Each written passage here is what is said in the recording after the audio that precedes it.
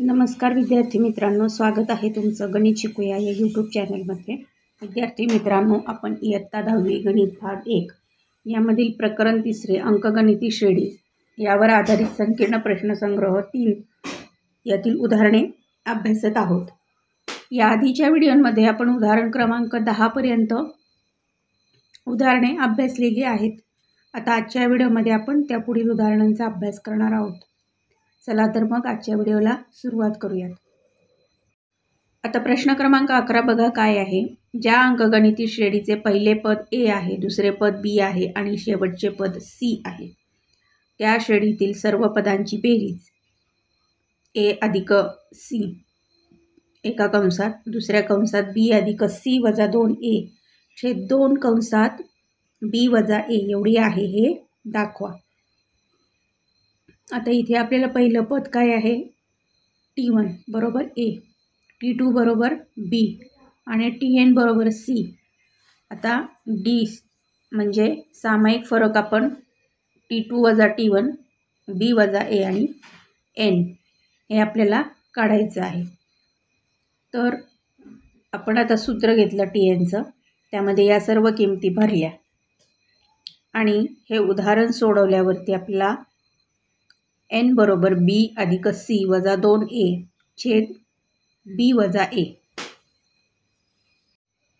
हे n बरोबर b अधिक c वजा 2a छेद b वजा a ही किंमत आपल्याला मिळाली। आता n आपल्याला मिळालेला आहे। आता Sn बरोबर n छेद 2 चौकटी कंसात 2a अधिक गोल कंसात n वजा 1 गोल कंस पूर्ण गुणिले डी चौकटी कंस पूर्ण हे सूत्र आपण घेतलेलं आहे। त्या सूत्रात आपल्याला ज्या सगळ्या किमती मिळालेल्या आहेत त्या आपण इथे ठेवलेल्या आहेत। म्हणजे b अधिक c वजा 2a छेद b वजा a छेद 2 छेद 1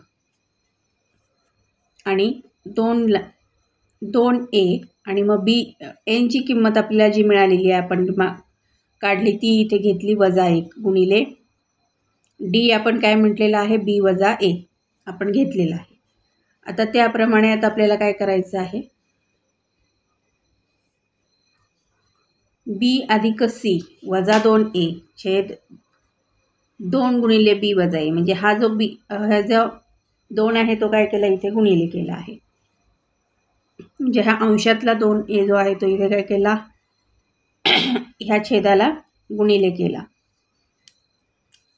तर लक्षात येत नसेल तर आपण काय केले थोडक्यात बघा, b अधिक c वजा 2a छेद b वजा a गुणिले हा एक काय केला हा इथे अंशात गेला आणि हा 2 काय आला इथे छेदात आला, म्हणून यांचा गुणाकार केला आपण। कोणाचा हा b अधिक आणि इथे आपल्याला काय मिळालं b अधिक c वजा 2a छेद ह्या 2नी या b वजा c ला गुणलं म्हणून हे असं इथे आपल्याला मिळालं। आता इथे b अधिक c वजा 2a वजा b अधिक a या bनी इथे गुणलं आणि छेद काय केला समान आणि हा b परत इथे तसाच राहिला। मग आता हा b वजा a b वजा a केले अधिक b वजा b गेले, खाली राहतात b अधिक c वजा 2a छेद 2 कंसात b वजा a आणि इथे काय राहिलं मग 2a अधिक c हे पुढे सोडवल्यावर आपल्याला काय मिळतं, Sn बरोबर a अधिक c कंसात एका कंसात दुसऱ्या कंसात b अधिक c वजा 2a कंस पूर्ण छेद 2 कंसात b वजा a हे आपल्याला जे सिद्ध करायला सांगितलेलं होतं ते आपण इथे सिद्ध केलेलं आहे। आता हा प्रश्न क्रमांक 12 बघा। जर अंकगणिती श्रेणीतील पहिल्या p पदांची बेरीज ही पहिल्या q पदांच्या बेरजेबरोबर असेल तर त्यांच्या पहिल्या p अधिक q पदांची बेरीज 0 असते हे दाखवा। म्हणजेच p is not equal to q। तर आता sp बरोबर आपण काय घेतलेलं आहे sq असेल तर sp अधिक q बरोबर 0 म्हणून Snचं सूत्र घेतलं आहे, त्यामध्ये ह्या सर्व किमती आपण ठेवलेल्या आहेत। SP बरोबर P/2 2A अधिक P वजा 1 गुणिले D चौकटी कंस पूर्ण SP बरोबर P/2 2A अधिक ह्या Dनी ह्या P वजा 1च्या कंसाला गुणल्यावर PD वजा D तसेच SQ बरोबर आपण काय केलेले Q/2 2A अधिक Q वजा 1 गुणिले D चौकटी कंस पूर्ण म्हणून SQ बरोबर Q/2 चौकटी कंसात 2A अधिक ह्या Dनी Q वजा 1 या कंसाला गुणल्यावर QD वजा D. आता उदाहरणातील अटीनुसार SP बरोबर SQ म्हणून हे दोन जे आपले SP SQ मिळालेले आहेत ते आपण काय केले इथे लिहून घेतले. मग हे आता छेदातले दोन घालवण्यासाठी आपण काय केलं ह्या प्रत्येक पदाला 2नी गुणलं. मग ते गुणल्यानंतर आपल्याला काय मिळाले हा 2 2 आपले कॅन्सल झाले. मग काय राहतं आपल्याला इथे खाली P चौकटी कंसात 2A अधिक P वजा D आणि Q चौकटी कंसात 2A अधिक QD वजा D. आता ह्या Pनी ह्या कंसाला गुणलं Qनी या कंसाला गुणलं आपल्याला ते इथे लिहिलं.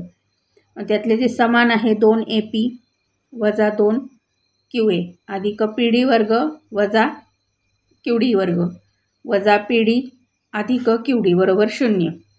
त्यातले इथे 2 कॉमन काढले 2A कॉमन काढले आणि P वजा Q एका कंसात इथला D कॉमन काढला P वर्ग वजा Q वर्ग एका कंसात इथला D कॉमन काढला P वजा Q एका कंसात बरोबर 0. आता इथे 2A PQ अधिक D आता हा P आधी जो P वर्ग वजा Q वर्ग होता त्याचं काय केलं आपण एका कंसात म्हणजे A वर्ग वजा B वर्ग कंसाचा विस्तार जो आहे त्याच्यानुसार ह्याचा विस्तार केला P अधिक Q आणि एका कंसात P वजा Q वजा D कंसामध्ये P वजा Q बरोबर 0. आता इथे काय केलेले आहे यातले PQ जे आहेत P वजा Q P वजा Q P वजा Q P वजा Q हे काय केलं आपण कॉमन काढले. राहतं काय मग 2A अधिक D कंसामध्ये P वजा Q आणि इथला हा जो वजा D आहे तो इथे बरोबर 0. मग इथे काय राहतं आपलं मग काय केलेलं आहे आपण हा जो P वजा Q आहे तो इकडे काय केला उजव्या बाजूला या शून्याला छेदात नेला. इकडे गुणाकार आहे तो इकडे तो भागाकारात नेला. मग 2A अधिक PD अधिक QD वजा D बरोबर 0/P वजा Q म्हणून 2A अधिक PD अधिक QD वजा D बरोबर 0 कारण वरती अंशामध्ये 0 असल्यामुळे छेदात जरी PQ असले तरी ते पूर्ण काय येतं 0च येतं. म्हणून हे झालं विधान क्रमांक किंवा समीकरण क्रमांक 1. तसेच SP अधिक Q बरोबर P अधिक Q/2 म्हणून 2A अधिक PQ 2A अधिक P अधिक Q वजा 1 गुणिले D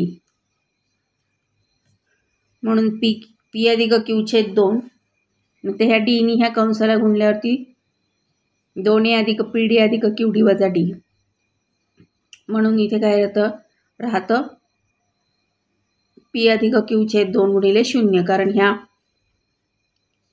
पूर्ण चौकटी कंसाची किंमत आपल्याला इथे काय मिळालेली आहे 0 मिळालेली आहे ती आपण इथे लिहिलेली आहे. मग हे आपण कशावरून घेतलं 1 वरून घेतलं म्हणून SP अधिक Q बरोबर 0 हे काय झालं सिद्ध झालं.